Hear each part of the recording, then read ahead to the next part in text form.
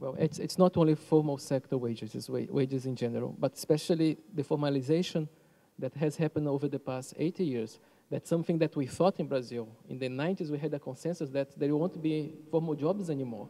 So everybody will be self-entrepreneur or unemployed, because the tendency was decreasing formalization. So it was almost a consensus among economists and social researchers. So it was actually a surprise. When the economy started growing again, the formal jobs showed up, there was increase in wages, and there was an active minimum wage policy. So the minimum wage for the past 10 years, it has increased 75% in real terms, without causing major disturbances in the inflation. You have the inflation target under control. So, and as far as it is due to the natural resource, I mean, the impact is widespread in the economy. So in agriculture, you have only 15% of the population living in the rural areas.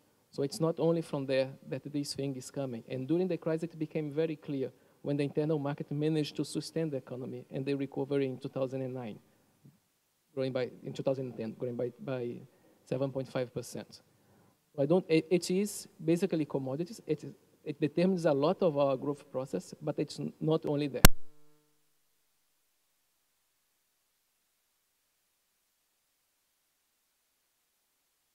Minquan, do you have any questions for your fellow panelists?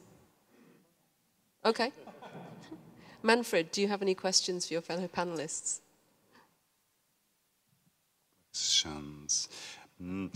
Points of interest where I think it would be interesting, say, to engage in a dialogue, yes.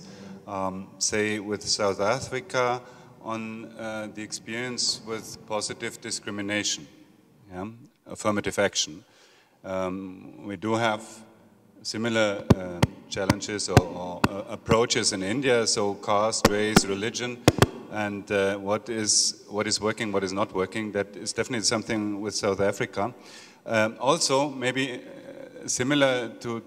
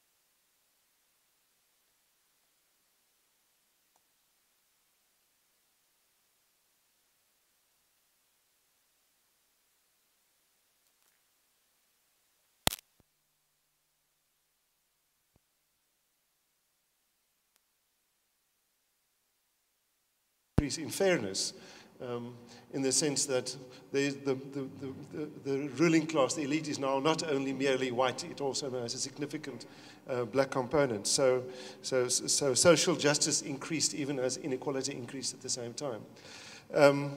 But the black economic empowerment agenda has tended to displace other agendas. For example, in agriculture and industry, the BEE agenda has led to the displacement of questions around worker empowerment, worker rights, and broader equity in the workplace.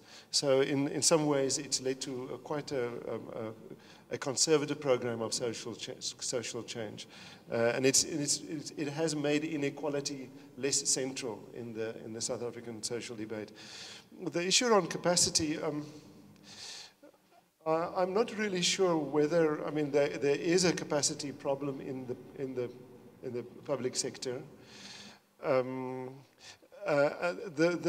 roots of our capacity problems in South Africa are enormously deep and are rooted in a dysfunctional educational system. And one of the things that's emerging at the moment is that you really have to look at what was happening in the South African educational system in the 1970s and the 1980s to understand what's happening now. Because the South African educational system massified very, very rapidly. From, I think in 1976, at the time of the Soweto uprising, there were something like 6,000 matriculants, or some a very, very small number, somewhere between 6,000 and 10,000 black matriculants in the country. And even under a national party rule, that increased very rapidly. Now, how did they achieve that? Where did the teachers come from? That led to an order of magnitude increase in the number of black matriculants in the next 20 years. Obviously, it was due to, and experience has shown, is to very large numbers of very poorly trained teachers, many of whom were in teaching not because it was a vocation, it was a job like anything else, it was a service sector job like any other. So at the moment, our educational system is enormously dysfunctional, with one of the reasons why I don't support conditional social grants to encourage people to go to school is I don't think there's very much that people can learn in our schools at the moment. The problem in our education system is a supply side problem. And we're we're spending much more on education than I think any other sub-Saharan country, and our outcomes are much worse. And this is a problem which is very, very difficult, resistant to change. You've got huge amounts of inertia in the system. We have a teachers' union which is actively resisting attempts to increase quality, to bring in school inspectors, etc. So I think alongside the HIV and AIDS policy failure, the education policy failure is one with which we'll be picking the fruits of for a very long time. Thank you, Andries. That was a very interesting response. Minquan, I hear you have a question for your colleagues now. Question is to Manfred. Now, I have been trying to understand why in a functioning democracy in India, and we all agree that India is a functioning democracy, the education could be so bad. I think it was published. I in fact made a Xerox of that article in Financial Times, only published perhaps last week or the week before. It said that in India the average number of years of schooling is 4 years something, 4 years plus. I was thinking, well, surely if in a truly functioning democracy, then people would cry out, you must would exert great pressure on the government to do something about it. Why is it it's not done?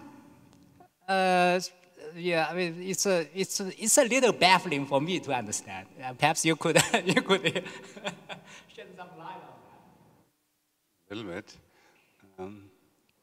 And it fits to the question I had to you, actually, which was about the Chinese strength from our perspective in India, the Chinese strength in implementation.